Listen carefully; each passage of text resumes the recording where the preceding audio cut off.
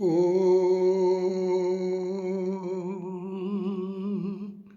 सहना भवतु सहनौ भुनक्तु सह वीर्यं करभावहे तेजस्विनावधीतमस्तु मा विद्विषावहे ॐ शान्तिः शान्तिः शान्तिः. So namaste everyone. Today my guest is Swami Nityananda Giri from Rishikesh, from Himalayas. So namaste. Swami. Namaste. So let me say a few words about my guest. So Swami Nityananda Giri is the Kriyayoga master in a tradition of Sri Yukteswara Giri and also astrologer. And of course, all my questions based on his wonderful book, which is available in internet and so globally. The title goes like Kriyayoga, the Science of Life Force. So this wonderful and very interesting, very useful actually book, published something like 2012 or 2013, I think, yeah. And so we can learn really a lot from this book about philosophical, historical, cultural background of Kriya Yoga meditation, and of course techniques. And okay, my first question, again, enjoying reading this book always, and okay.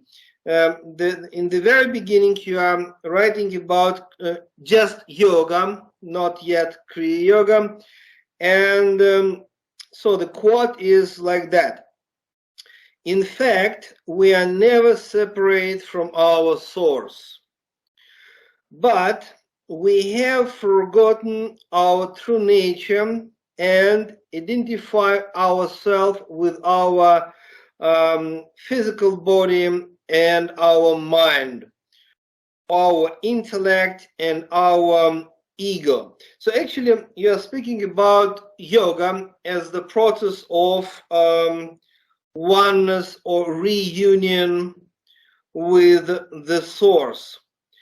Okay, according to your opinion and maybe according to the tradition, why meditation is the tool which may help us not only intellectually understand this oneness with, let us say, God, but okay, actually experience this union.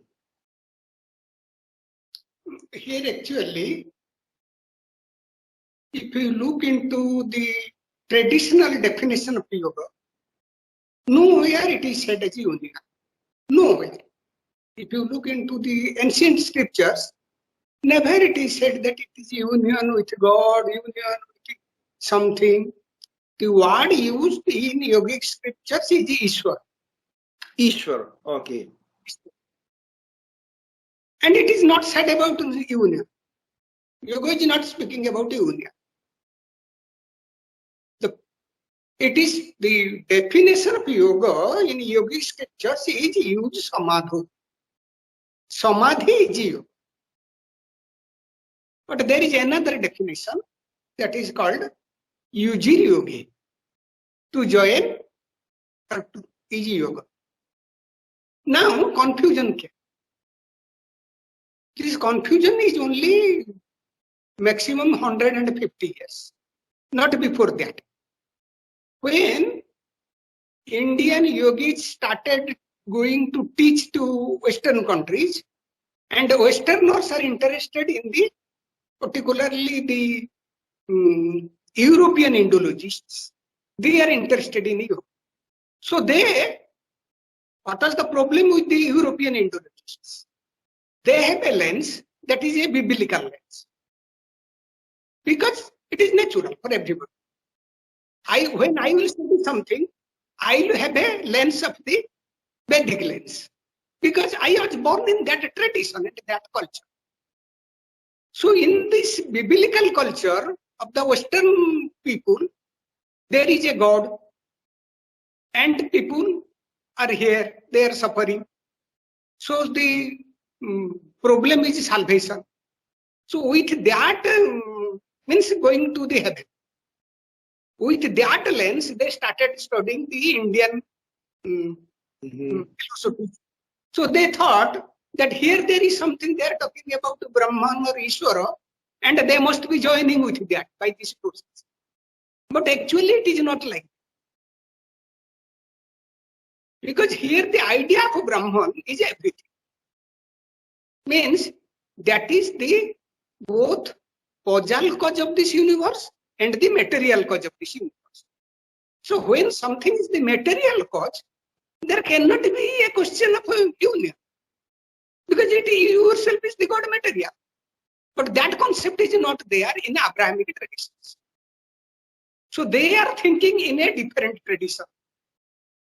Now when Indian yogis went to teach to the West, there is a people, they are in a different background, different culture. So they started teaching like taking the clue that user yoga, unionism. But actually that is a mathematical definition, not a philosophical definition. Now then they try to modify it. That means you have to join with your source. And they say for easy convenience, they say that this source is your God. But in actuality, if you go by the Oriental system, there is no union. Because you are the God material. Even if you have forgotten yourself. Okay, can I say that, okay, when we say in a biblical way God is something like outside, okay, but in the Western esoteric tradition we have also such a word, such a term like consciousness or absolute consciousness. Can we say that maybe better not to use such a word like God, and better to speak about absolute consciousness, because in this case anyway we are consciousness? That is what in Vedic culture is called chit. Chit. In yoga scriptures of Patanjali we call it chiti shakti. That chiti shakti is universal. When that is universal, that is Ishwara. When that is identified with one individual, that has become individual self. So we have created an individual self and a cosmic self. Actually, there is no difference between individual self and the cosmic self. But due to our identity with the intellect mind complex, we created an ego. That is a superimposed separation. A superimposed separation. Now But, this okay. Yes? Yeah, continue, please continue, sorry. The superimposed separation. Now I think I am separate. I give a very common example. That is space in this house. This space in this house is not separate from the total space. Before the construction of the house, it was one with the total space. With the house, it is also one with the total space. After the destruction of this house, it is also one with the total space. But now I see the space of the house because of the walls, roof and floor. Similarly, due to intellect and mind complex, I see a separation. Now the separation has made me a different individual. That is not problem. Problem is that the total consciousness now seems within the body is contracted. But when unlimited has becomes a limited and its own self is unlimited, it's try to expand. Yeah, but then okay, your name is Swami Nityananda Giri. Giri means, okay, branch of Adi Shankara Acharya tradition, which is based on philosophy of Advaita, which is, like you are speaking about, But at the same time, even in the Hindu Vedic tradition, we have dvaita and vishishta dvaita tradition of Ramanuja and Madhavacharya and Vaishnava tradition and bhakti, and then they actually separate Narayana or Krishna, let us say, from the bhakti. Can we say that, okay, the meditation and the Kriya Yoga tradition, which you mean, mostly based on Adi Shankaracharya philosophy? Even if I go into the Vaishnavite philosophies, then the Vishnu or Ishwara, what it is? Ishwara sarvabhutanam uddesher junatishta. In the words of Krishna, Ishwara is sitting in the heart of every being. That means there is a inbuilt unity, no separation. Even they create a separation for the purpose of a lila. Means it is a cosmic play. In that cosmic play, the same God has become the individual beings.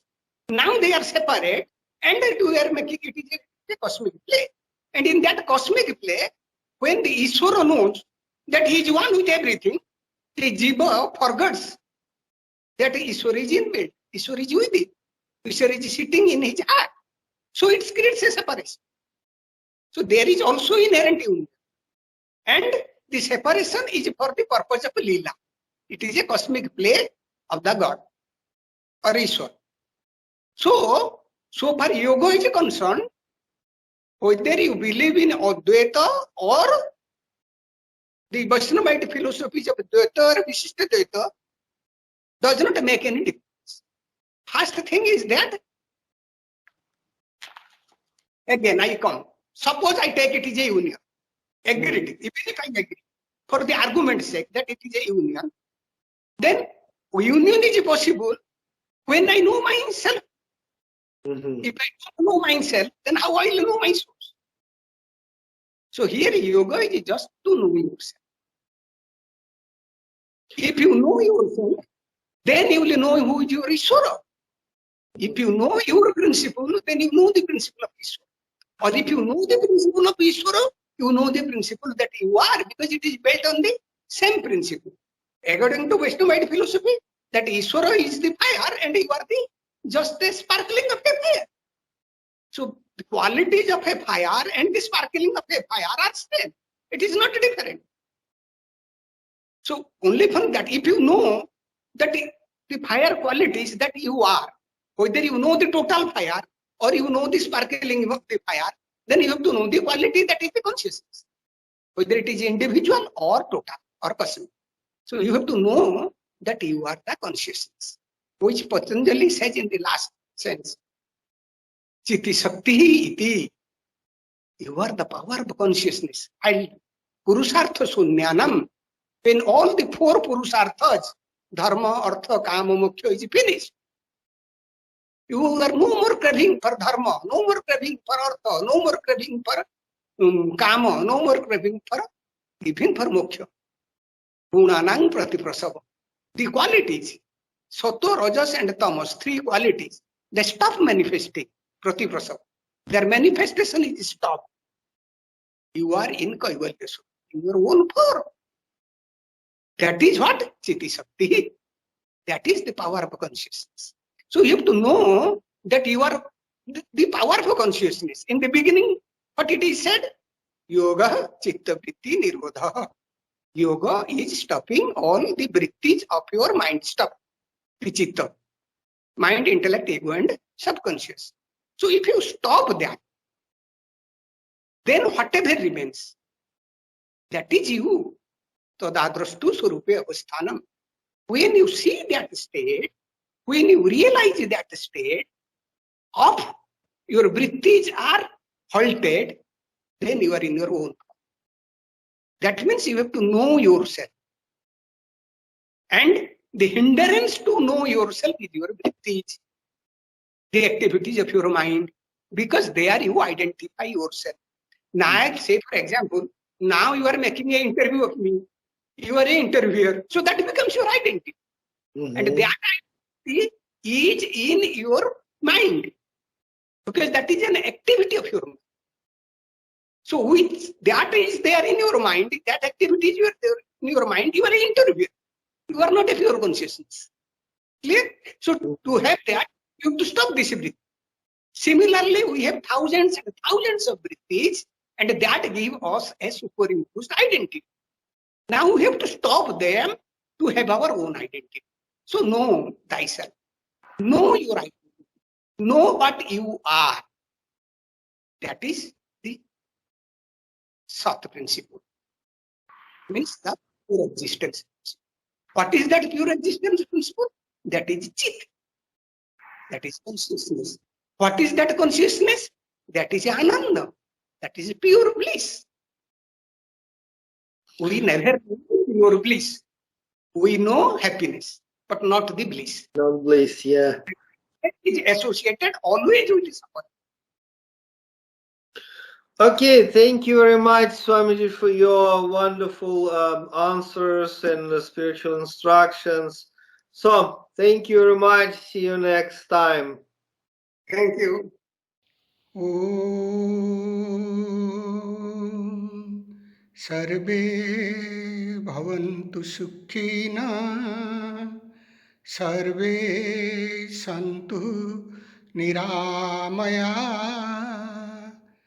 सर्वे भद्राणि पश्यन्तु मा कश्चित् दुःखभाग् भवेत् ॐ शान्ति शान्ति शान्ति